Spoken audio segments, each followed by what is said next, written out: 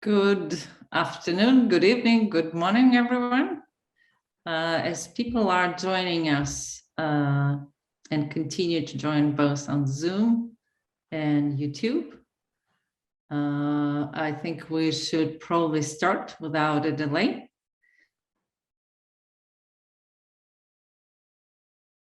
My name is Elena for Disarmament and Non-Proliferation, and it is my pleasure today to welcome you to Dr. Kassenova's book launch.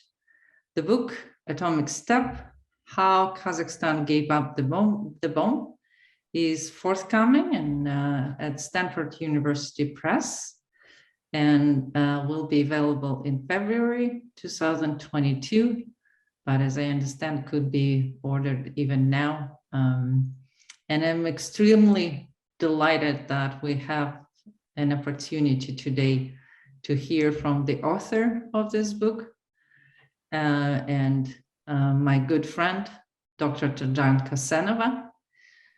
With thousands of nuclear weapons still present around the world and nuclear rhetoric on the rise, the story of how Kazakhstan gave up its nuclear inheritance holds urgent lessons for global security. In Kazakhstan's modern history, nuclear weapons and nuclear testing on its territory are intertwined. The legacy of 40 years of nuclear testing is still with us today. And the closure of the Semipalatinsk nuclear test site 30 years ago is also a significant part of the country's identity. A powerful Nevada Semipalatinsk movement and the overwhelming public call to close the test site is also part of the identity of Kazakhstan. It is even more fitting that our webinar is taking place on the eve of the 30th anniversary of the independence of Kazakhstan, which is tomorrow on December 16th. And before I formally introduce Dr. Kassenova, I would like to give the floor to Ambassador Kairat Umarov, permanent representative of Kazakhstan to the United Nations, Vienna. And I would also like to congratulate him, all diplomats and staff at the diplomatic mission in Vienna, and all people of Kazakhstan on the independence anniversary. Ambassador Umarov, I would like to give you the microphone at this moment and the screen. Thank you very much, Elena, for such a warm greeting from your side and warm wishes to Kazakhstan, to people of Kazakhstan. I'm very pleased to be here today with all of you, in spite of the lockdown in Vienna. But I would like to extend my great gratitude to you, Elena, and VCDNP for hosting this event. And of course, to Togzhan Kassenova for her effort to narrate the story of Kazakhstan's disarmament. I believe that it is very important to keep the memory and remember those difficult times. I don't want to foreclose what Togzhan will be talking about, but I would like to give just a brief outlook of what Kazakhstan is doing, how we just been developing during those years of our independence. And absolutely, on December 16th, my country will celebrate the 30th anniversary of its independence. And I should say that born in a period of global turbulence, Kazakhstan has weathered many storms and emerged as a strong and united nation. Not everyone believed this would be the case. In 1991, some observers, and maybe you know them, doubted our ability to survive as a sovereign nation, given our multi-ethnic population, our diversity of religions, and a challenging legacy of nuclear weapons and infrastructure. But we have turned this challenge into an opportunity, and for 30 years have been making the journey from country with no footprint on the political map to a stable nation and respected member of the international community. This year, we also mark the 30th anniversary of closure of the former Semipalatinsk nuclear test site. And I should say that this event originally paved the way for the global process of the nuclear test ban and adoption of the Comprehensive Nuclear Test Ban Treaty, CTBT, that is celebrating its 25th jubilee this year. The day of closure of the Semipalatinsk test site, the 29th of August, is proclaimed by the UN General Assembly as the International Day Against Nuclear Tests. And this is done once again to remind the world about this grim legacy of testing. Our progress is perhaps best signified by our membership in the UN Security Council as a non-permanent member for 2017-2018. Kazakhstan, the first country from Central Asia to sit in the UN Security Council, used its experience to promote fighting terrorism and extremism, stabilizing our regional neighbor, Afghanistan, which is very much in the news today, as well as strengthening nuclear non-proliferation and security. Our election was an important sign of the trust of the international community, places in Kazakhstan to be a firm advocate for peace, stability, and justice in the world. Despite the fact that the world continues to face many crises which require the international community to come together to find solutions, Kazakhstan is determined to continue acting as a bridge between nations to promote the widest possible cooperation and as a contributor of concrete and tangible deeds for the common good. Just a few days ago, my first president, Nursultan Nazarbayev, who stands behind Kazakhstan's many achievements in nuclear disarmament and non-proliferation, come up with the very timely initiative to convene a global forum for nuclear disarmament and non-proliferation to withstand rapidly deteriorating international situation in this field. Since I was personally involved in all the process of Kazakhstan's disarmament, starting my path from the first ever public anti-nuclear movement to stop nuclear tests at the Semipalatinsk test site, which you have mentioned already, Elena, continuing with all Kazakhstan and US official negotiations, and finally serving as representative of Kazakhstan to the UN Security Council, I would be especially delighted to hear what Togzhan will be telling today about the history of how Kazakhstan actually said no to nuclear bomb.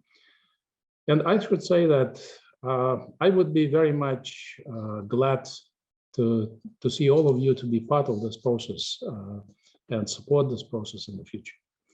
So thank you very much for your attention, and looking forward to Togzhan's presentation and of course to see the book itself. Thank you. Thank you, Ambassador Umarov. And indeed, I remember in our first meeting after you came to Vienna, you mentioned your participation in Nevada Semipalatinsk movement, and I'm sure many of the stories in the book probably will touch a chord in you. But again, congratulations to you and to Kazakhstan on the anniversary. And now it's my pleasure to formally introduce Dr. Togzhan Kassenova, who is a senior fellow at the Center for Policy Research at SUNY-Albany.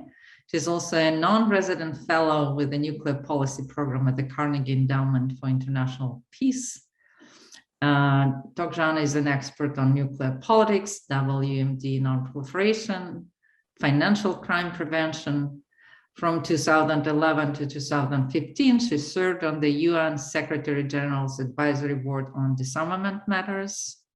I was also fortunate to work alongside with Togzhan at the James Martin Center for Non-Proliferation Studies in Monterey during her postdoctoral fellowship there.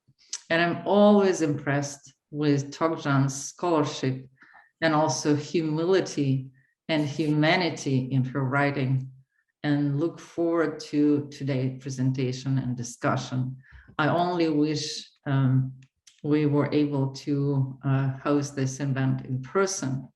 And I'm looking forward to welcome you back to Vienna, Togzhan, whenever such opportunity presents.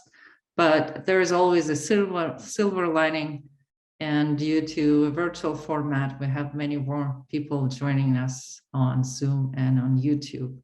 With that, I'm really looking forward, and I'm happy to give you the floor. Thank you so much, Elena. It means so much to me that this talk is hosted by VCDNP, because more than 15 years ago, when I finished my PhD in Great Britain, I applied for a CNS postdoctoral fellowship, but I actually wasn't accepted on my first try. And I remember my friend forwarded me a new ad for a new application the next year. And I had my doubts, I thought maybe it's bad manners to insist too much. I didn't get it last year. And she advised me, she said, why do you just assume anything? Why don't you write to CNS and ask if it's okay to reapply? And I did. And it was actually, Elena, a message from you that came back and said, yes, of course you can try again, you can apply. And I'm just so glad I did it. And a year of postdoctoral fellowship at CNS in Monterey, it not only gave me a chance to start working on my book-related research, but it also just completely changed my professional and personal trajectory. So I'm very grateful for that. And I mentioned in the story, especially for the young members of the audience, as inspiration that, don't give up, take rejection in stride and reapply. And one day you'll get what you want. It also means the world to me that Ambassador Kairat Umarov has provided opening remarks, because as was mentioned, he was a direct participant in the events that I describe in my book.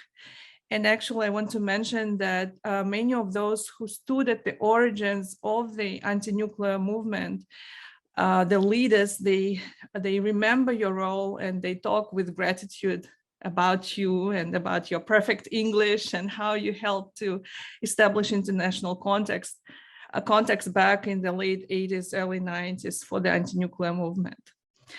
So my book has almost 400 pages, so it won't be possible to give you a full range of what I'm covering. And so I decided that I'll use my 25 minutes, the next 25 minutes, to try and answer 3 questions that you see on the screen now. Why did I write this book? How did Kazakhstan's anti-nuclear movement come into existence? And why did Kazakhstan choose a non-nuclear path?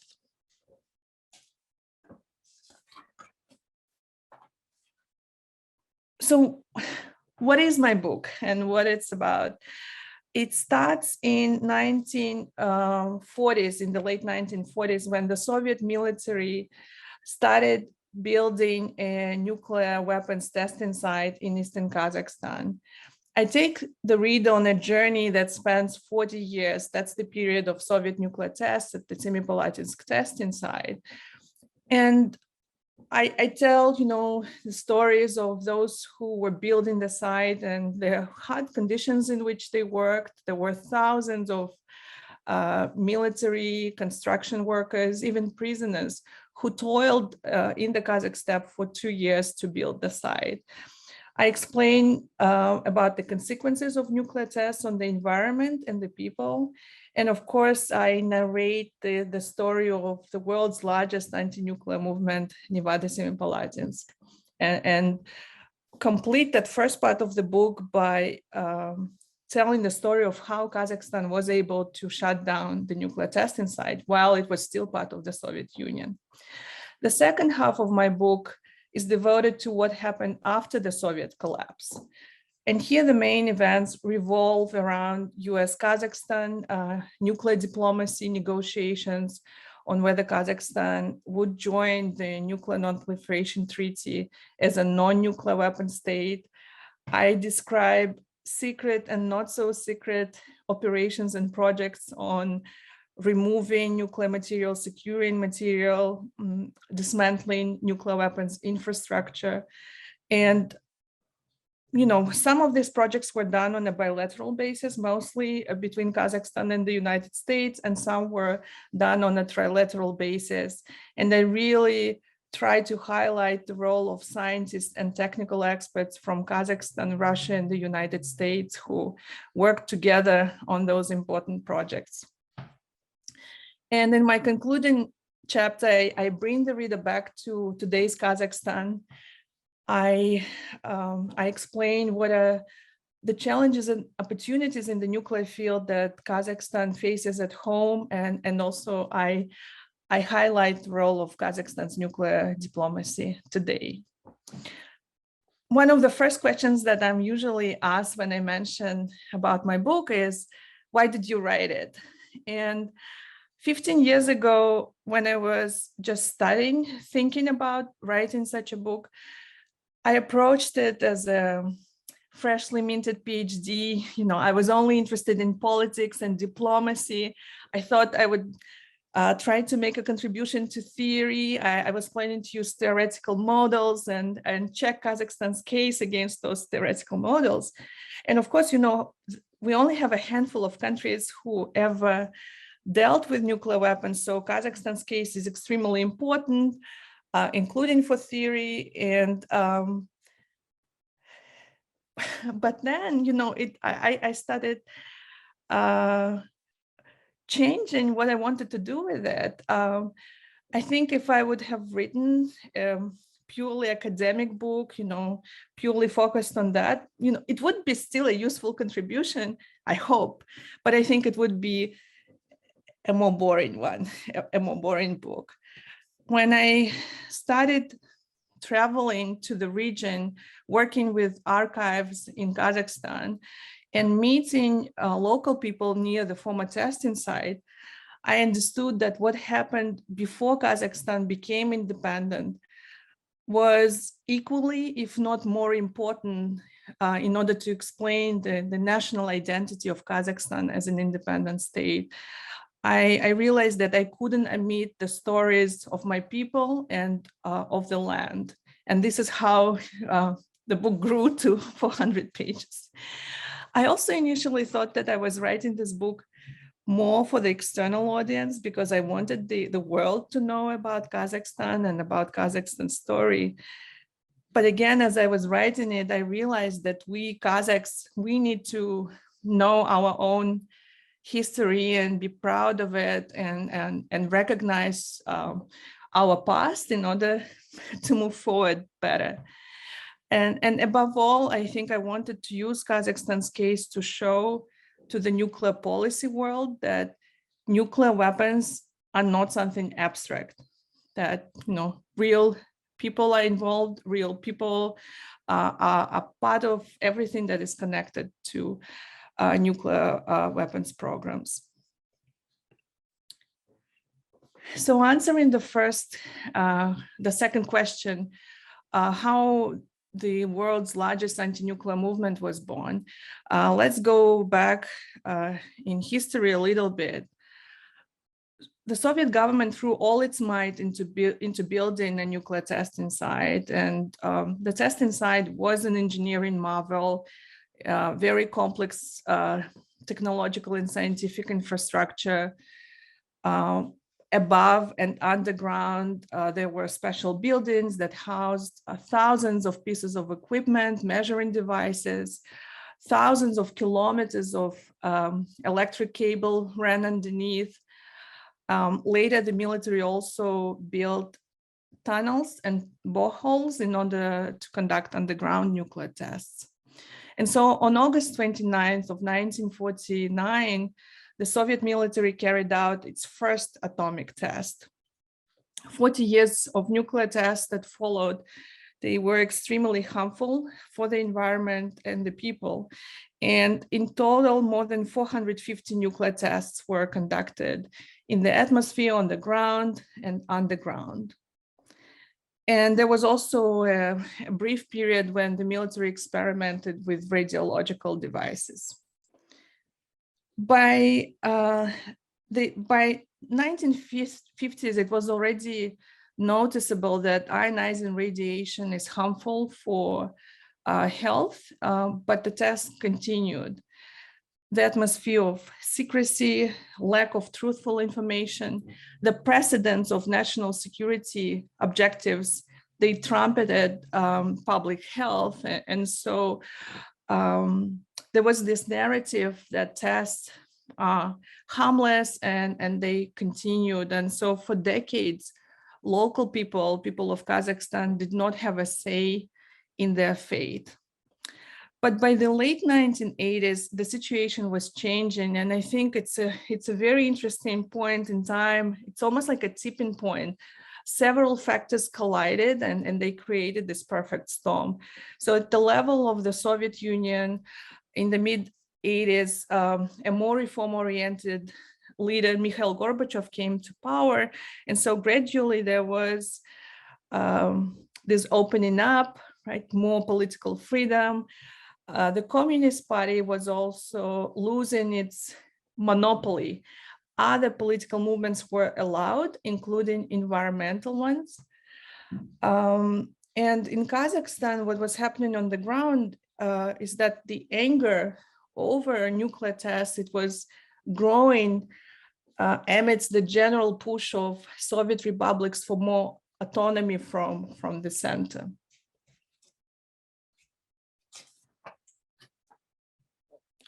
A breaking point came in on the exact date of February 12th of 1989.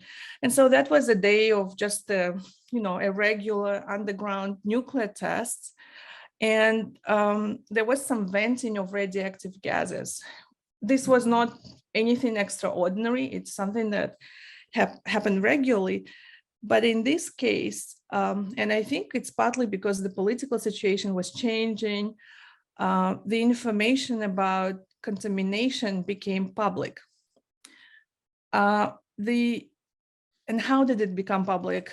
The military commander, not from the testing site, but from a nearby military settlement, which housed heavy bombers division, the radiation safety devices started showing that there was contamination. And so he confirmed to the local civilian governor of Semipalatinsk region, Kishrim Bostayev, that there was contamination. And so the information spurred action within Kazakhstan, and it was happening at several levels.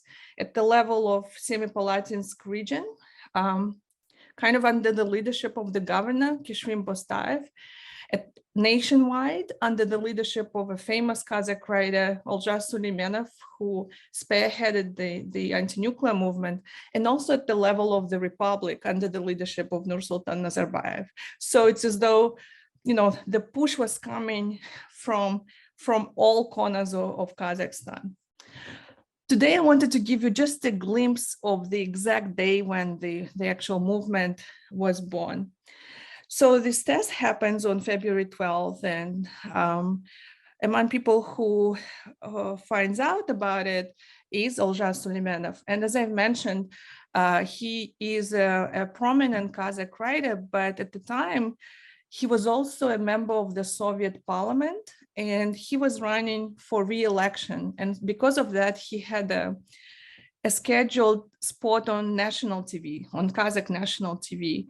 And he used that those few minutes that he had to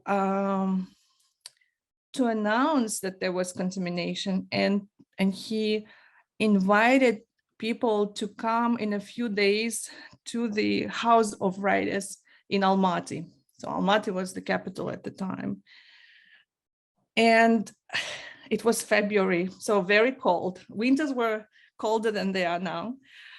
And what they didn't, I think, expect is that the hall only could hold about 400 people, but there were thousands of people who actually responded to that call, and they were waiting outside in the freezing Almaty cold. And I interviewed several participants of that very first rally, and they all described that day as a turning point, that the atmosphere of that first event was electrifying, they say. And so several speakers from Semipalatinsk region, they were taking turns and taking the podium and kind of sharing their experience and damning evidence. And one of the speakers was a female obstetrician from one of the villages near the testing site. And that's what she said, I quote, "In the last 6 months, out of 48 births, 12 were tragic. 6 newborns died and 6 were born either without limbs or with Down syndrome. She implored, 'I demand as a doctor and as a mother, stop nuclear tests.'" And what's interesting is that when I interviewed Olja Suleimanov for my book, he said that when he woke up the day before the rally, he didn't yet have an idea of a formal anti-nuclear movement. He said it was the rally itself, this meeting, because emotions were so raw, that it was more kind of spur of the moment decision. And so he proposed to the people who were inside the hall that there should be a national movement against nuclear tests, and everybody applauded. And then he went outside to talk to people who were actually waiting outside, and they were also very supportive. And so that's the day, it's February 28th of 1989, that the world's largest anti-nuclear movement was born. And immediately after the rally, Kazakhstan's prominent writers, journalists, scientists, they got together and they created the organizing committee of the Nevada Semipalatinsk movement. And here I need to to pause and remind the audience, this is 1989, no internet, no personal computers. So these people were working their phones, typing on typewriters. They were, using the journalist network so that information spreads from Almaty to the regions. And they were so successful because with those very almost manual methods, within days, there were millions of signatures in support of the petition to stop nuclear tests. And so for the next 2 years, the fight for the end of nuclear tests raged on the ground with massive anti-nuclear rallies and in the tug of war between the officials from Kazakhstan and officials in Moscow. Gorbachev himself, he was, he was for slowing down arms race, but the military industrial establishment was so powerful and it was pushing for at least a few more years of tests. On the slide, you can see the logo of the anti-nuclear movement, and the logo was designed by a married couple and by an art critic and a doctor and immunologist. And you can see that it depicts a native from Nevada and an elder from Kazakhstan. And so initially, actually, the movement was called Nevada, even without the Semipalatinsk bit, because Kazakhs wanted to, not Kazakhs, people of Kazakhstan wanted to feel connected to the struggle of downwinders in the United States who were fighting against nuclear tests at the Nevada testing site. And then the word Semipalatinsk was added. So now to my final question. Oh yeah, and I should probably conclude that, for 2 years, the struggle went on. And then finally on August 29th of 1991, exactly to the day, 42 years, exactly to the days from the day of the first Soviet atomic test, Kazakhstan's president signed a decree to shut down the nuclear testing site. So now to the final question, why did Kazakhstan choose a non-nuclear path? And here I want to add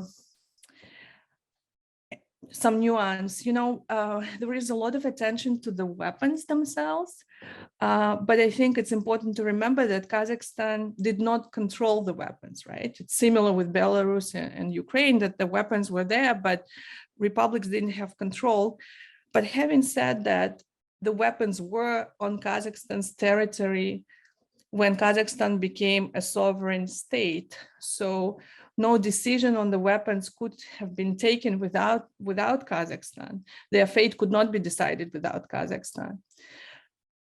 What I find more interesting and maybe even more important as a nuclear scholar is everything else about nuclear inheritance, nuclear material, nuclear infrastructure. These are the components that Kazakhstan fully controlled. And these are the components which I think are even more consequential for non-proliferation, because if Kazakhstan had even faintest interest, right, in pursuing a program of its own, these components would be a good foundation. So I think for us nuclear scholars, it's so important to understand why Kazakhstan made this strategic decision to move towards a non-nuclear path, and what kind of actions it took in support of that strategic decision. And my book provides a lot of detail on that, and on all of this, on the discourse within Kazakhstan, on negotiations with the US, and on the technical denuclearization process. I know there must be technical people in the audience and nuclear nerds. So there is a lot for you in the book on specific projects. But today I just wanted to provide a bird's eye view of what drove Kazakhstan firmly in the direction of a non-nuclear path. The decision to give up a nuclear inheritance, it wasn't immediate, but it came pretty relatively soon after the leadership of Kazakhstan considered Kazakhstan's security interests, economic, political, and diplomatic priorities. And there was this fortunate combination between what was important for Kazakhstan and what Kazakhstan needed from the international community, and what the international community could provide to Kazakhstan in those early years. Kazakhstan's leadership, and again, I speak as a scholar, this is not an official view or anything, I speak as a scholar here, how I understand the situation. Kazakhstan's leadership recognized that trying to keep nuclear weapons and nuclear infrastructure was incompatible with how it wanted to present itself to the outside world. So this is a new republic, right? A young country coming on the stage.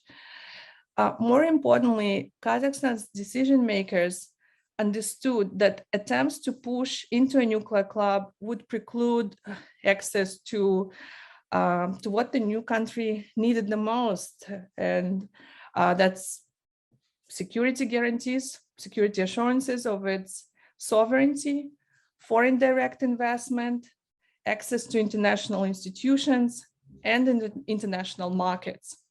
So on security, this was actually #1 concern for a young republic. Kazakhstan was a newly independent state in a geopolitically difficult situation, right? Bordering on 2 nuclear powers, the region itself unstable. And so receiving security guarantees was extremely important, especially security guarantees from the United States. And so that's something that Kazakhstan received. Attracting foreign direct investment was another priority. Following the dissolution of the Soviet Union, and for those of you who know firsthand what it was like, the early 90s were just so hard, right? The economies were completely collapsed, including in Kazakhstan. But at the same time, Kazakhstan had all those abundant natural resources, which it could help it so much to generate much needed cash. But Kazakhstan couldn't do anything on its own with those resources that were deep in the ground. They needed foreign direct investment, technical expertise to help with that. And so just to give one example, Kazakhstan's largest oil field, Tengiz, it could have provided so much needed cash, right? But Kazakhstan needed a partner for that. And so in 1993, US oil giant Chevron and the government of Kazakhstan signed an agreement, and Chevron received access to new oil reserves, and Kazakhstan acquired its first major foreign direct investment, and opening the way to other international business to come into Kazakhstan and help it build itself up. So all of this would not be possible if Kazakhstan, was trying to forcefully push itself into a nuclear club. And of course, there were practical considerations, because to disarm also requires technical expertise and financial resources.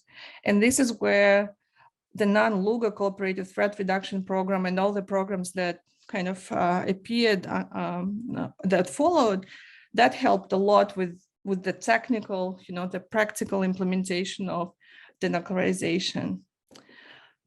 And there was help from many nations and international organizations. The domestic political situation in Kazakhstan was also conducive, because with the trauma of the Soviet nuclear test, the society of Kazakhstan was very anti-nuclear. There was also centralized decision-making in Kazakhstan, and there was pretty much no strong anti-nuclear, no strong pro-nuclear interest groups.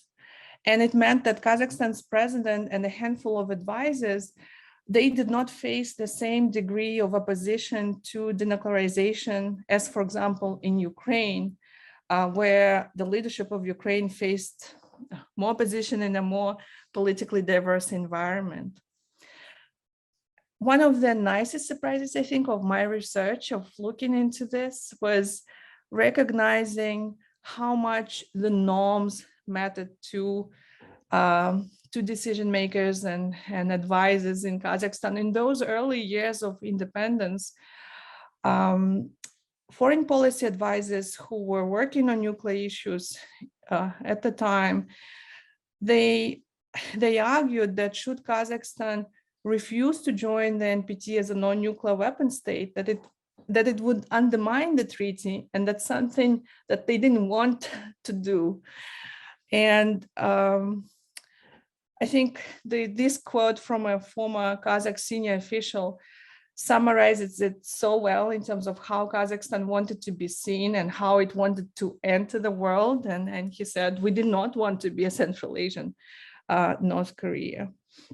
And so based on this combination of favorable factors, in December of 1993, Kazakhstan's parliament voted yes for Kazakhstan to join the NPT as a non-nuclear weapon state. And the country was ready to free itself of the nuclear arsenal. But how it did it? For that, you'll have to read the book. So I'll stop here. Thank you so much, Togzhan. It's a great teaser to those who would like to read the book.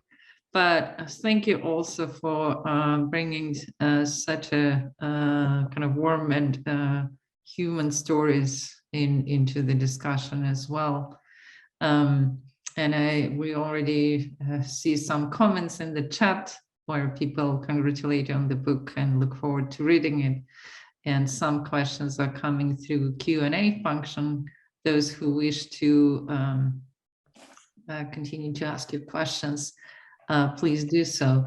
I wanted to actually piggyback on what you just recently said and follow the question of Bill Moon, who's also watching your presentation today, and in asking about the to elaborate a little bit further on the role of the cooperative threat reduction in Kazakhstan's kind of dismantlement and of the nuclear weapons legacy. Thank you very much, Bill. And if I'm not mistaken, Bill also has a role, he played a role in those important projects. And thank you for this question, because it gives me a chance to to say a few words about the program, which I think is one of the most successful foreign policy endeavors. I don't know if I can say ever, but for me, it's ever. First of all, because I wrote my PhD on CTR, and without it, I wouldn't be in the nuclear field, I think. Specific to Kazakhstan, so while it wasn't the primary reason why Kazakhstan made its strategic decision to give up nuclear inheritance, it was extremely important for the implementation of this decision. So all the major projects on securing nuclear material, on removing nuclear material in, one of the best examples is when almost 600 kilograms of highly enriched uranium was airlifted from Uсть-Kamenogorsk to Oak Ridge. So everything to do with nuclear material security, physical security, but also helping Kazakhstan with the infrastructure, right? Dismantling weapons-related infrastructure at the former testing site, or finalizing destruction of silos in which intercontinental ballistic missiles sat. Everything was done through cooperative threat reduction projects. And not only the CTI itself, the original one, but also the programs and the projects that later were introduced by other departments. So I think, from the US foreign policy view, this was one of the most successful and valuable investments into international security, but also from Kazakhstan's point of view, the program allowed Kazakhstan to do what it wanted to do. And what it wanted to do was to get rid of the stuff that it didn't need. So absolutely, critical role belongs to CTR. And to all the people, I think that's what I kind of try to convey in my book, is the role of the people. So, program is program, it sounds abstract on the paper, but it's actually people on the ground, right? It's those who talk to each other, who work together, traveled, Americans going to Kazakhstan, Kazakhs, people from Kazakhstan, experts from Kazakhstan going to the US,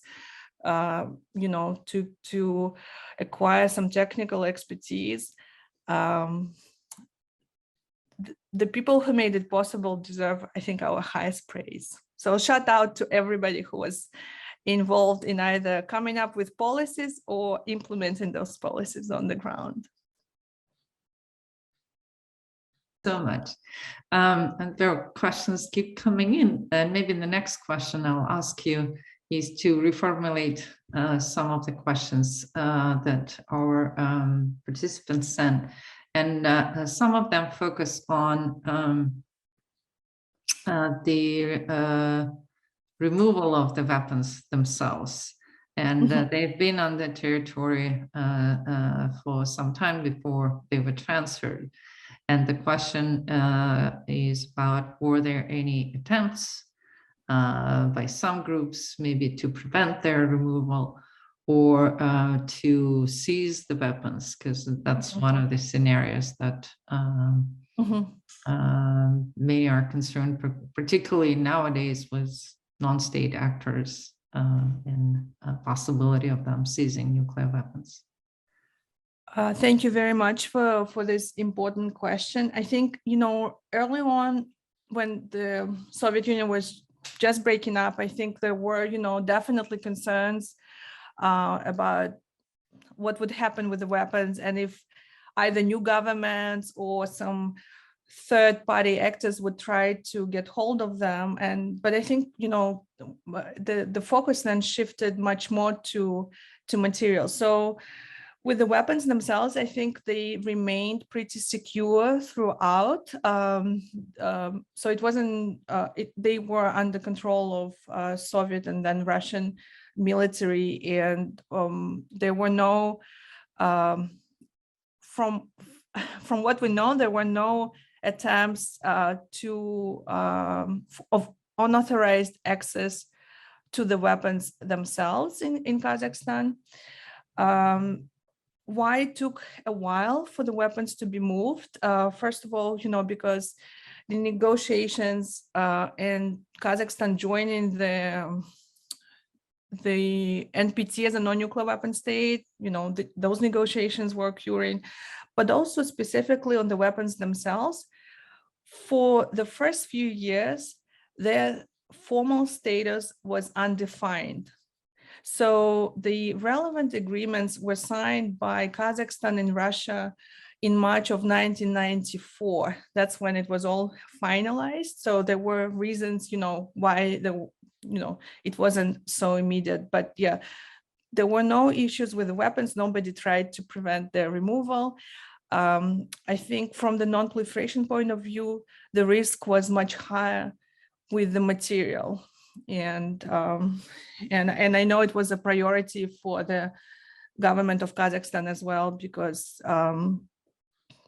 obviously Kazakhstan was also very interested in making sure that nothing goes missing, and that's why there was such close, intense cooperation from the early days to secure material.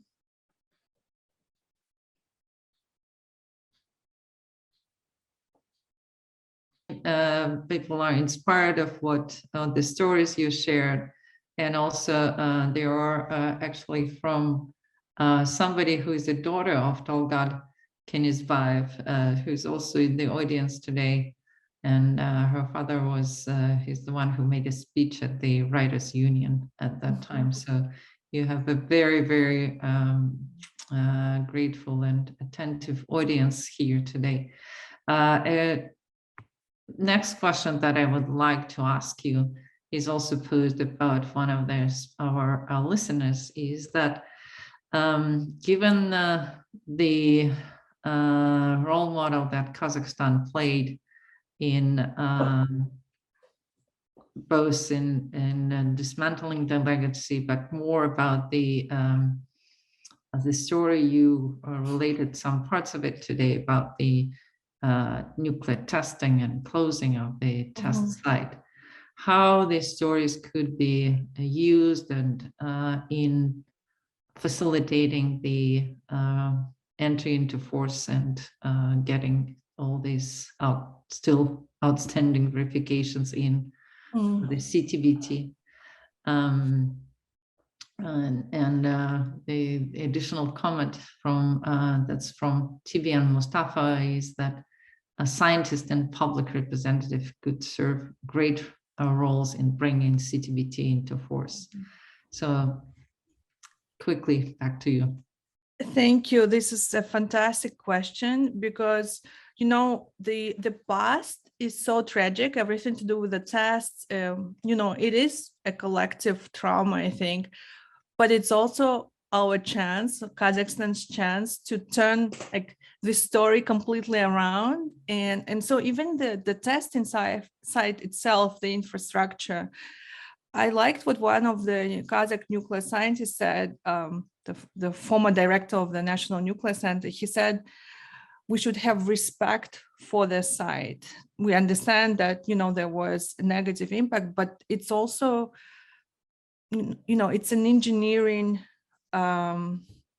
feat that it's there. And so now when there are no tests, it can, we can turn it around and use it for something good and positive. And that's exactly what Kazakhstan is trying to do. I think the story that the former nuclear testing site is used for field exercises in support of the verification system under CTBTO. This is such a turnaround, right? You are just turning the history from something tragic to something positive. And so there is this very practical contribution that Kazakhstan is doing and will continue to do in terms of the infrastructure and the experience that it can offer.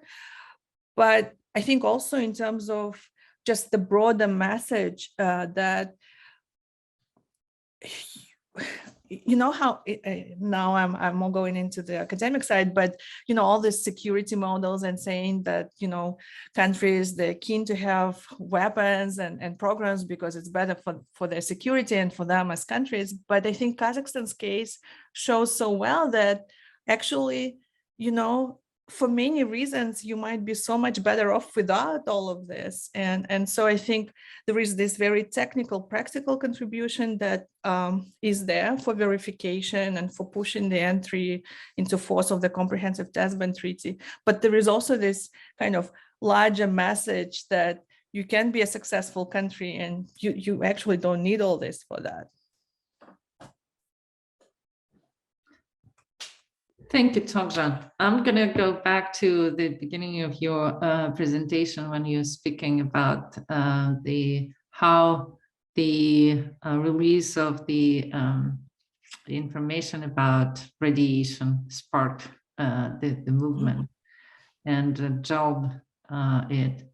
And many, one of our listeners asking, like, would it have been possible if it were not at that time already the prevalence of the glasnost and perestroika in the former Soviet Union? Because we know the situation in Chernobyl was a little bit different in terms of the information. Do you think that it played a role as well, or it would have happened anyway? This is such a good question. I think the political change in the Soviet Union 100% played a role. And I think it's very difficult to look back into history, right? And think, oh, you know, could it have occurred, right? Or it's very difficult to provide an exact answer because we only know history as it happened, right? We already know that these were the components. I think 100% it was a very important component that, include, first of all, glasnost, political freedom. There was this feeling inside of the Soviet Union that now you can speak up more, right? But also even at the level of the military, I'm not sure whether the military commander would dare to confirm it.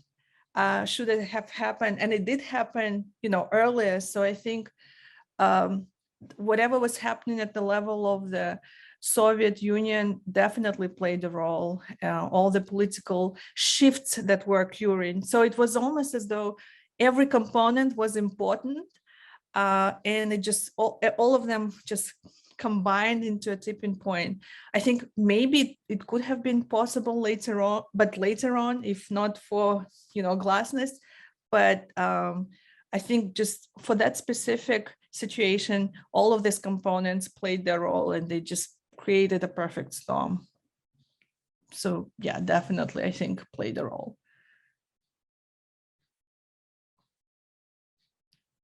Many good questions, but even more good comments on your book and suggestions. And two specifically I want to mention. One is about the linkage with the anti-nuclear movement and the closure of the test site, and possibly the Hibakusha movement in Japan.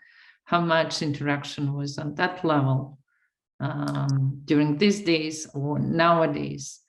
Another interesting proposal coming from Noel Stott is like, it would be a great idea now to kind of look and compare the giving up of nuclear weapons in South Africa and in Kazakhstan.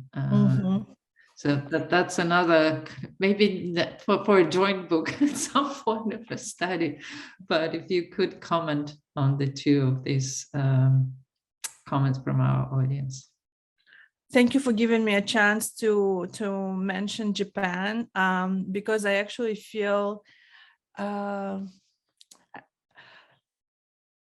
I feel almost embarrassed that I'm not talking about Japan in my book, but it's because, you know, my book is, like it was already 400 pages, right? And there was so much focus on US and Kazakhstan. And I'm actually planning to write a separate report on the role of Japan in everything that was happening in Kazakhstan. So first of all, Japanese scientists have done so much for Kazakhstan. They would come to Kazakhstan, they would work with our doctors, for scientific reasons, but also to help out. And very interesting research came out because of this cooperation. For example, on the psychological effect, they realized that hibakushas and people who lived near the former testing site in Kazakhstan, they had similar post-traumatic responses, and so Japan has done a lot of, and there is I think a very strong affinity between Kazakhstan and Japan on these issues, and the cooperation is extremely strong on all levels. And so a lot is happening on that side at the level of scientists, at the level of governments, at the level of actually people and activists. Noel, so it's funny that it's not funny. It's good that you mention it. There is actually a chapter that I co-authored, and the chapter is on South Africa and Kazakhstan. It's in the book published a few years ago. The book is called "Slaying the Nuclear Dragon." But I think your idea is excellent, and I think that's this topic and comparison deserves a much deeper treatment than just a chapter. I just want to mention that I always use South Africa as an example of a classic case of disarmament compared to Belarus, Kazakhstan, and Ukraine. So we hold South Africa in a separate league of its own. But I do agree it would be interesting to check for similarities and differences between two cases. Thank you for this idea. Thank you, Togzhan. You generated so many comments and questions, but the time is rushing here. But I wanted to read a comment from Laura Holgate, who's watching us on YouTube, that your kind of final slide where you say Kazakhstan did not want to be a Central Asian North Korea also made her think about what lessons could be applied to the denuclearization steps and could be offered to future kind of North Korea denuclearization. I think that's another kind of possibility of looking at the lessons and learning from it. What I'm actually going to do is the following, since we're approaching the end of our webinar, and certainly everybody who's watching probably will be running to read your book. But before we close, what I wanted to do is to give a final floor, maybe few 30 seconds or so, to Ambassador Umarov, if you would like to add something. And then Togzhan, back to you for your final message to our audience. Ambassador Umarov. Thank you, Elena. And of course, thank you very much, Togzhan, for very exciting way you presented the whole story. I should say that being a part of all of it, I really remember the meeting in the Writers' Union, how people were enthused, and how this movement really took over all the people in Kazakhstan. And it was quite a unity among all of us to try to close the nuclear test site. And I remember that I was invited to the United States as an NGO from Nevada SMA, and I spent, instead of 1 month, 2 months actually meeting with different NGOs. And I was inviting them to come to the second Congress to Almaty, and actually all of them came to Almaty. They chartered the flight, and all of them came to support us. And I remember quite well that I was invited by Aljas Suleimanov to work on those letters, which we sent not only to our people, but to our foreign colleagues, abroad, and it was quite an emotional situation when we were all working without looking at watches, and we were, we had our own jobs, but we get together around 6 p.m. in the Writers' Union, and we worked until 12 or maybe even 1 a.m. in the morning, writing and sending, as you said, without computers, just using fax or some other means to inform and actually invite people to support the movement. Of course, it's now we can analyze politically what are the consequences of it, or how this affected foreign policy of Kazakhstan. But I should say that it was quite a active movement, which afterwards shaped the policy of Kazakhstan, because people were behind this policy. And even today, when we talk about nuclear disarmament or non-proliferation issues, we're not talking about virtual things. We're talking about very concrete people with very concrete problems, and we know what we're talking about. That's why Kazakhstan's position has always been very principled, very firm, and of course we have some issues with our P5 countries, but we have a very noble intentions. We just don't want this to happen again. We want to see the world free of nuclear weapons, because this is the ultimate goal that we should go and try to achieve. And I thank you for this book, because you did quite a big amount of work looking at the archives, and I understood that you were writing the book for 15 years. So this is quite a period of time just to really understand who was behind it, how this whole things were developing. And I remember our first meetings with our US colleagues when Talbot, at that time, it was his first visit to Kazakhstan, when we started just talking about those things. The visit of Vice President Gore, those different official and unofficial events which we held at that time. But intention was very clear, because the first president, I remember his words at one of the kind of closed meetings, when he said, we would like Kazakhstan to be known not by nuclear weapons, but by our economic success. That was the driving force behind everything what we now say official policy of Kazakhstan. And we never regret it. We never backstepped this decision. We continue firmly following it independently of any other events which are happening in the world. And of course, we know all the different and difficult issues which are happening today. But I think this decision has never been put under the doubt, or even today, nobody even say that we shouldn't do that at some point. Though I remember when we just took this decision, there were a lot of people in Kazakhstan who were asking this question, saying, why Kazakhstan is doing this? Because if Kazakhstan keeps the weapons, we will be the first Muslim state in the world having nuclear weapons. And it was, I saw in the chats, the mentioning of Libya. Yes, that was a very confidential trip to Kazakhstan, when a lot of cash were proposed to Kazakhstan to keep up this infrastructure.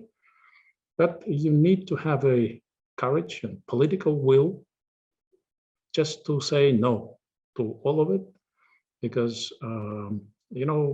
people were very much talking about Kazakhstan being a part of this nuclear club, having all of it on its own territory, keeping it up, and just being a very influential member of the international community.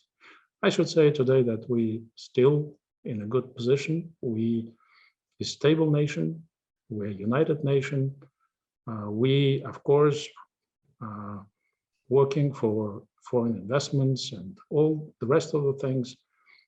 And we're doing it not because of the, to receive this international acclaim from all the partners, but we're doing it because we would like to say that this is our experience. Look at it, don't repeat it. Let's work together not to have the bomb near you tested or existed. So this is the maybe the main conclusion I would like to say today at this webinar. Thank you. Thank you. Umarov, very important messages here, including your great observation about Togzhan's book, and this whole history is about people and real people and their stories, their health, their lives. Togzhan, I'm giving you the floor for the concluding remarks, and I'm sure our listeners will forgive us for going a little bit over time. I'll only use 30 seconds just to admit that I teared up, Ambassador Umarov, when you were recalling those days of working late into the night, and that that's the feeling that I try to convey throughout the book. It's the respect for the people, the people who did their part, who stood up, right, who fought to have agency again over their own fates. And the only thing I would just say as a conclusion, that it's so meaningful to me that we're doing this event on the eve of Kazakhstan's 30th independence, because I think Kazakhstan's nuclear story and the closure of the testing site, the renunciation of nuclear weapons, it's such a part of Kazakhstan's national identity, and it's part of our history as making ourselves an independent state. So I'll just leave it with that, and I thank every single person who joined today, who asked questions and made comments. Thank you all, and thank you so much, Elena, for hosting me today. Forward to reading your book, and I hope there will be more events and conversations around it, because it's such an important message that your book carries. And it also has, we've already got a glimpse of it, a real kind of human face and touch into all these stories. And that's this conversation are greatly needed as we continue to face nuclear weapons and the threats they pose.